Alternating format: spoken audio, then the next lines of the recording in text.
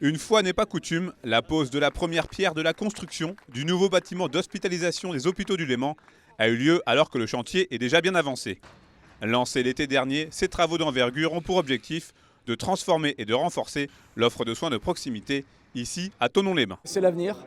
Voilà, ce nouveau bâtiment va tout changer. Il va changer les conditions d'accueil et de prise en charge de nos patients, de nos parturientes pour la maternité, pour nos jeunes enfants qui sont hébergés en pédiatrie et puis pour l'ensemble des patients qui nous font confiance, que ce soit en médecine, en chirurgie, en gériatrie, puisqu'on va pouvoir bénéficier de chambres individuelles, de locaux éclairés, ce qui malheureusement n'est pas toujours le cas aujourd'hui dans le bâtiment que nous occupons, puisqu'il date des années 60, et même s'il a été maintenu, aujourd'hui on peut penser qu'il ne répond plus tout à fait aux attendus de la médecine moderne.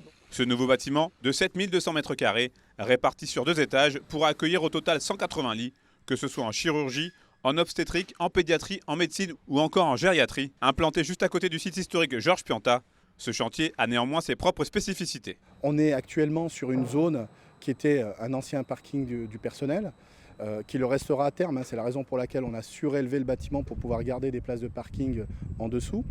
Mais comme vous pouvez le constater, tout autour, on est pris par d'un côté un espace boisé classé, de l'autre côté le bâtiment historique.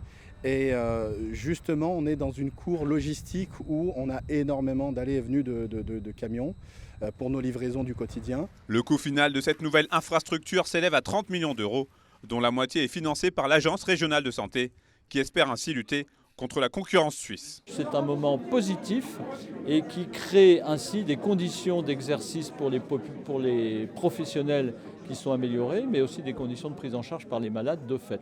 Et dans le contexte actuel de difficulté de recrutement de personnel, ça ne peut pas nuire, et au contraire, ça peut améliorer la volonté de venir travailler ici, au-delà d'autres, bien sûr, adaptations à faire.